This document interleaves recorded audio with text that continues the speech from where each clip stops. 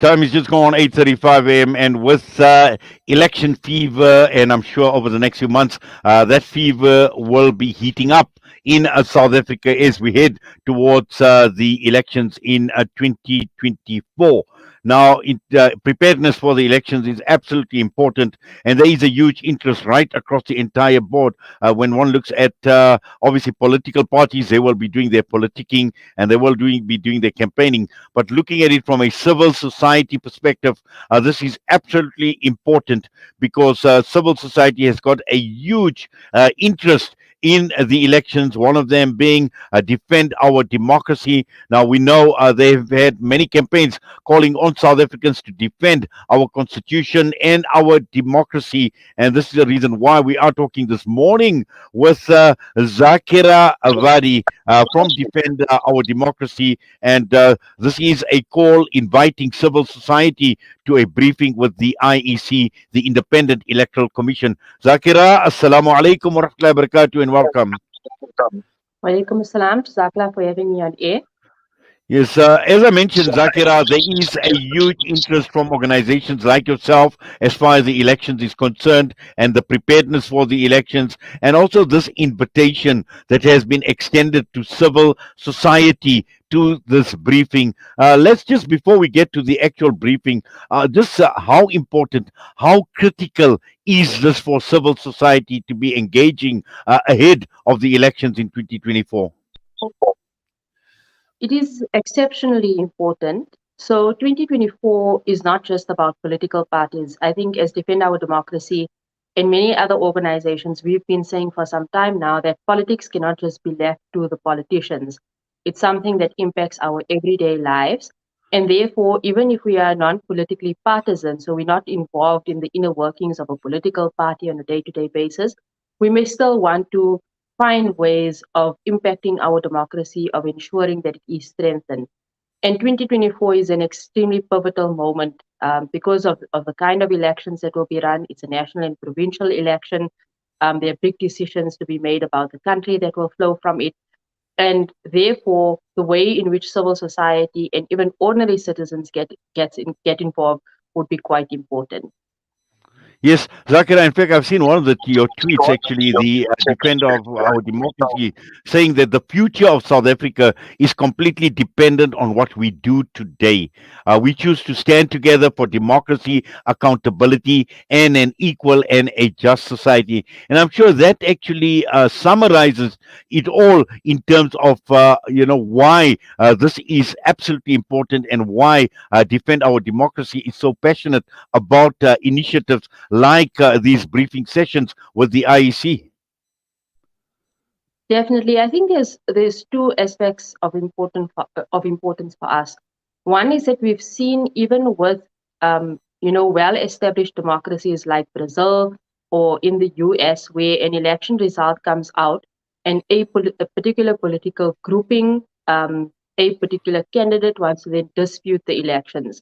I think we've seen similar trends in Zimbabwe recently, where the integrity of the elections is called into question. And we know that the 2024 elections is going to be very hotly contested at the provincial level and at the national level as well. There are, different political analysis trying to give a sense of what may be the outcomes of the vote. But bearing in mind this contestation, we feel that there is a need to ensure that the elections are held successfully, that the integrity of the elections remains intact. And therefore, we're proposing that civil society organizations work towards monitoring the elections. So wherever you're based in civil society, church groups, mosques, religious groupings across the country have a significant presence in communities and will be able to cover the monitoring of voting stations in their communities, to observe the elections, and to basically ensure that there aren't forms of violence that are taking place on the day, there aren't disputes that arise on the day, and to really lend, I think, a credible voice to the kind of observing of the elections on the day itself. We don't as yet know when elections will take place. I think the IEC and the president would still need to pronounce, but it should be sometime between May and August. And then the second reason is really around civil society organizations influencing and monitoring the kind of promises that political parties begin to make into the election period. So, what is the minimum that civil society organizations, that the ordinary public wants out of politicians? What's the kind of candidate quality that we want to see in a lead up to elections that political parties begin to field to office? And I think these are discussions that we have to have now, so that closer to the time when manifestos are launched of political parties, we can review those with a very critical eye. I think you mentioned some very, very critical points, some very important points. And, when you're talking about what has been playing out on the African continent, and also looking at how hotly contested these elections are likely to be, we see what has been playing out at local government level in terms of where there are no outright majorities. There is a lot of talk. We know coalition politics is featuring a lot more prominently. And this actually changes the political dynamics of this country, where possibly we may have a party that may not even have an outright majority. And this is the reason why the IEC needs to get everything basically spot on as far as the credibility of the elections, without intimidation, without violence. And we know temperatures can run very, very high in the build up to the elections, and particularly, I would say, even for the likes of the ruling parties, Akira. Definitely. I mean, the IEC has been one of the most credible institutions in our country since the dawn of democracy. I think they maintain high levels of transparency and accountability. So, if you compare, for example, the systems that the IEC runs here compared to other countries, perhaps you'd find that they have very high degrees of credibility, and they enjoy broader public support in a way that I think political parties themselves don't always necessarily enjoy in terms of just a sense of credibility that they bring to an election. So that will be maintained into 2024. This meeting, I think, will allow the IEC to explain in depth to civil society organizations the type of systems, the security, the processes that they will be putting in place to ensure that room for calling out this election or calling out results is really narrowed to the bare minimum, so that the kind of disputes that may arise post elections are looked at very carefully.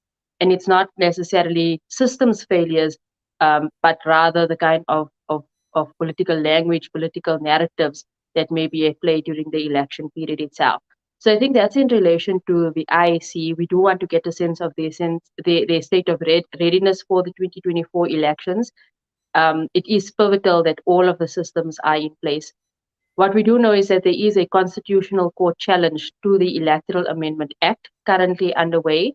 The IEC, from what we heard yesterday from a few organizations, have asked the courts to pronounce very early, or as early as possible, on that, so that it doesn't impede on the organizing of the elections next year. So I think that's just in relation to the IEC and issues of integrity and credibility. Yes. Now, Zakira, this invitation that defend our democracy is extending to civil society. Let's just get. I see the poster actually is coming up on a screen right now. I see it's taking place on the 16th of September, which is 2 days from now. So let's just give us a bit more information on this invitation, and who would be invited, who could attend, what people need to do if they want to attend this forum. Yes, so our interpretation of civil society is as broad as it goes. So if you are part of a residents association, if you are part of a women's group or youth group in your area, if you're part of a masjid committee, you can even be part of a Tupperware society, for example. You are more than welcome to attend the session. The registration links can be found online. You can visit our Twitter page. It's for Democracy SA, and register so that we know that you're attending. If you're not based in the province of Gauteng, we will be streaming it live as well. So there is an online link that you can follow up and register on. And really, the first part of the program, as I said, is to get a sense from the IEC on their state of readiness. We'll be getting representatives from the IEC to come and share with us their perspectives, and also allow for a conversation that may not ordinarily be possible, when the IEC is presenting at a big conference, for example. So it allows for in-depth questioning and really building linkages with the IEC ahead of the elections. And then the second part of the program focuses on an analysis of threats to the elections. Um, beyond the kind of systems issues, there's matters of disinformation, for example, on social media platforms that could pose a challenge in the lead up to the elections as well. We've seen in the past assassinations of councillors in certain areas of South Africa. We don't want a replay of that kind of violence again. So it's assessing those kinds of threats. It's looking at political parties who may want to use state funding for certain, political activations ahead of the elections and how civil society may be able to counter that.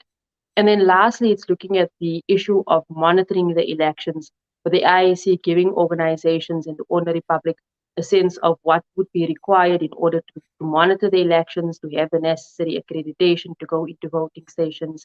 There are about 23,000 voting stations in the country, and we hope that we can get a civil society representative in every voting station across the country, to monitor the elections come 2024.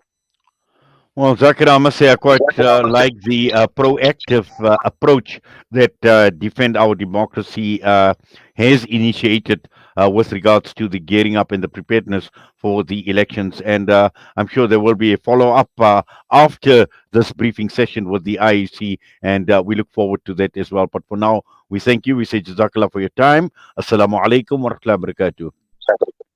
Jazakallah khair. Zaakirah Vadi with us. And this, just to remind you about this forum, it is on the 16th of September from 9 to 3 p.m. The venue is at Gibbs, GIBS, 26 Melville Road, Ilovo, Johannesburg. And also, if you go onto their social media, Democracy SA, you can find the links to register as well. So all of that will be taking place on the 16th of September. With that, we're going to go for a break. We come back. It's time to link up with Etiquini Secure, our weekly edition.